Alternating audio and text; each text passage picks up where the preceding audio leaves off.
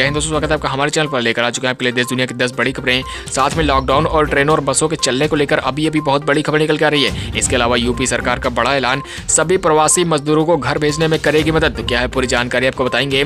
इसके अलावा यदि आपके घर भी आता है मुफ्त का सिलेंडर तो आपके लिए बड़ी खबर है। साथ में आपको बता दें पीएम किसान सम्मान निधि योजना के तहत यदि आपको अभी 2000 रुपए की पहली किस्त नहीं प्राप्त हुई है तो आपके लिए बड़ी खबर है। नई लिस्ट आ चुकी है, इसमें नाम कैसे चेक करना है सारी जानकारी देने वाले हैं। इसके अलावा हरियाणा सरकार का फैसला, शुरू कर दी है 31 बसें। तो ये 31 बसें कहां से कहां तक चलेंगी आपके लिए बड़ी खबर है। तो निवेदन है आपसे पूरी वीडियो देख लीजिएगा। साथ में यदि अभी तक हमारे चैनल को सब्सक्राइब नहीं किया है तो नीचे लाल रंग के सब्सक्राइब बटन को दबाकर अभी हमारे चैनल को सब्सक्राइब कर लीजिए। तो दोस्तों चलिए बढ़ते हैं हमारी तमाम बड़ी खबरों की ओर।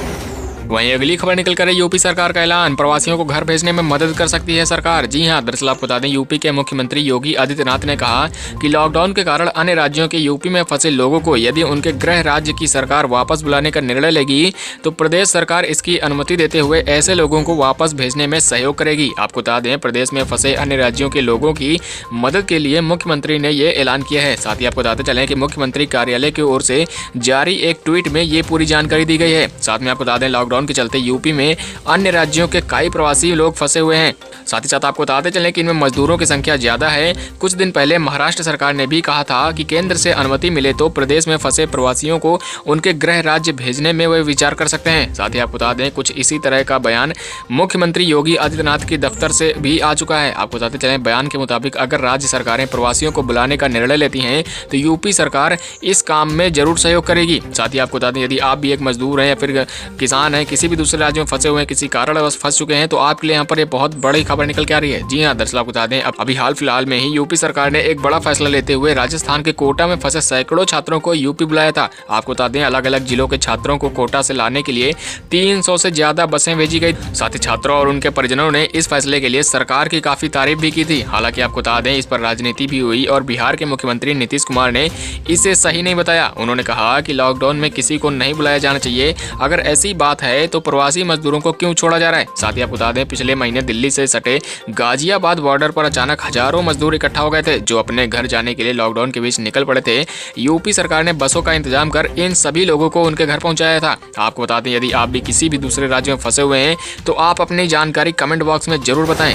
अगली खबर निकल कर 2.66 करोड़ लोगों को मिला बिल्कुल फ्री में गैस सिलेंडर। आपको भी चाहिए तो इन बातों का रखें ध्यान। जी हाँ, दरअसल आपको बता दें देश भर में लॉकडाउन के ऐलान के बाद ही केंद्र सरकार ने प्रधानमंत्री गरीब कल्याण योजना के तहत 1.7 लाख करोड़ रुपए के राहत पैकेज का ऐलान किया था। वहीं आपको बता दें वित्त मंत्रालय द्वारा जारी इस राहत पैकेज में गरीब वर्ग के लिए कई बड़े ऐलान किए गए थे। इन्हीं में से एक प्रधानमंत्री उज्ज्वला योजना के तहत गरीब महिलाओं को फ्री में अगले 3 महीनों तक के लिए एलपीजी सिलेंडर मुहैया कराने का भी ऐलान किया गया था। आपको बता दें गुरुवार को वित्त मंत्रालय ने बताया कि अब तक उज्ज्वला योजना के तहत 2.6 करोड़ जरूरतमंद महिलाओं को फ्री में एलपीजी सिलेंडर मुहैया कराए जा चुके हैं। वहीं आपको बता दें अब तक 3.05 करोड़ सिलेंडर बुक भी किए जा चुके हैं। यदि आपको अभी मुफ्त वाला सिलेंडर चाहिए उज्ज्वला योजना के तहत तो आप इस वीडियो को ध्यानपूर्वक देखिए। दरअसल आपको बता दें ये पूरी जानकारी वित्त मंत्रालय ने गुरुवार को ट्वीट करके दी है। आपको बता दें कि इस योजना के तहत अभी तक कितने सिलेंडर मुहैया कराए जा चुके हैं, साथ में कितने सिलेंडर अभी तक बुक हो चुके हैं, इसके बारे में पूरी जानकारी वित्त मंत्रालय की ओर से ट्वीट करके दी गई है। वहीं आपको बता दें मोबाइल नंबर रजिस्टर होना है अनिवार्य। जी हाँ, अगर आपको मोबाइल नंबर रजिस्टर है तभी आपको इस योजना का लाभ मिल सकेगा। दरअसल आपको बता दें लाभ लेने के लिए एलपीजी सिलेंडर लेने के लिए ग्राहकों का मोबाइल नंबर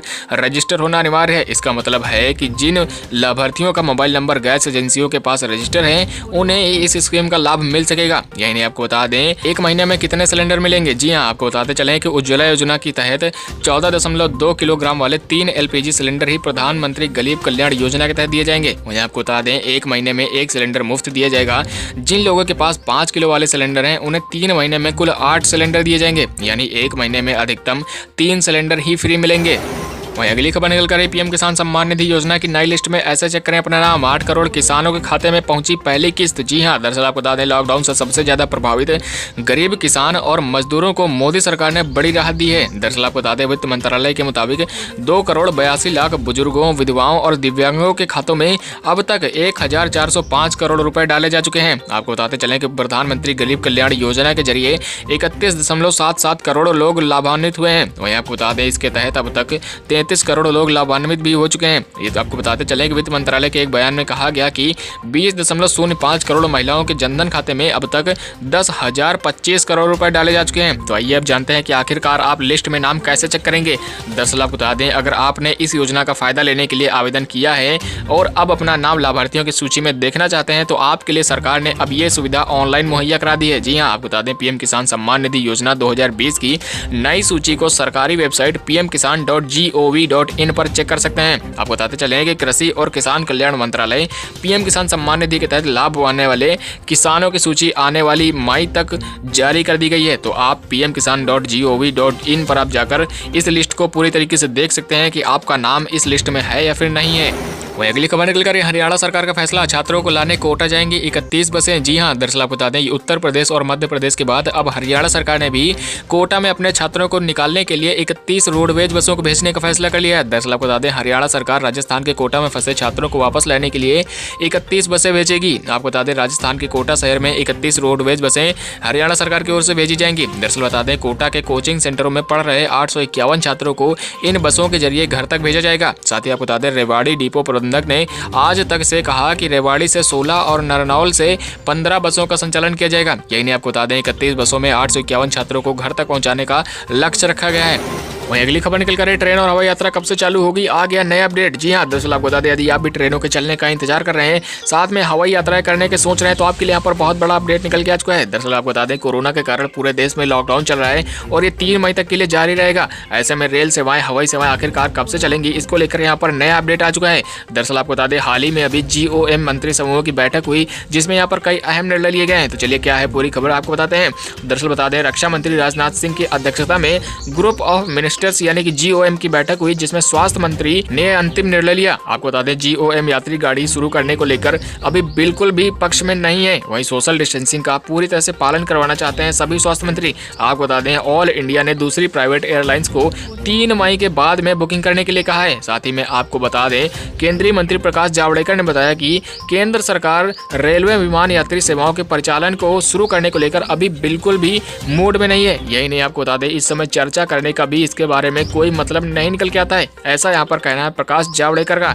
यही नहीं, आपको बता दें, ये कब से शुरू होगा, इसके बारे में अभी प्रकाश जावड़ेकर की ओर से किसी प्रकार की चर्चा ही नहीं हुई है। तो यदि आप भी सोच रहे हैं कि ट्रेनों और हवाई यात्राओं की सेवाओं के बारे में, तो आपके लिए यहाँ पर बता दें, 3 मई के बाद ही ट्रेन या फिर हवाई सेवाएं शुरू की जा सकती है। इससे पहले तो अभी कोई भी यहाँ पर संभावना ही नहीं बनती है। साथ में आपको बता दें, आप किस राज्य में फंसे हुए हैं, कहाँ को जाना चाहते हैं, ये आप कमेंट बॉक्स में इसकी जानकारी अवश्य दें। वही अगली खबर निकल कर, लॉकडाउन में मोदी सरकार आम जनता को दे रही है 5 तोहफे बिल्कुल फ्री। जी हां, दरअसल आपको बता दें, भारत में हालात और महामारी को देखते हुए भारतीय सरकार ने आम जनता के लिए कई बड़े पैकेजेस की घोषणा की थी। इसमें आम जनता को काफी ज्यादा राहत भी मिली है। आपको बता दें, गरीबों से लेकर अमीरों तक सभी को लाभ दिया गया है। कुछ ऐसी सेवाएं हैं जो कि आप बिल्कुल मुफ्त में ले सकते हैं, जिनका आप लाभ उठा सकते हैं। तो चलिए आइए जानते हैं कौन कौन सी हैं सेवाएं।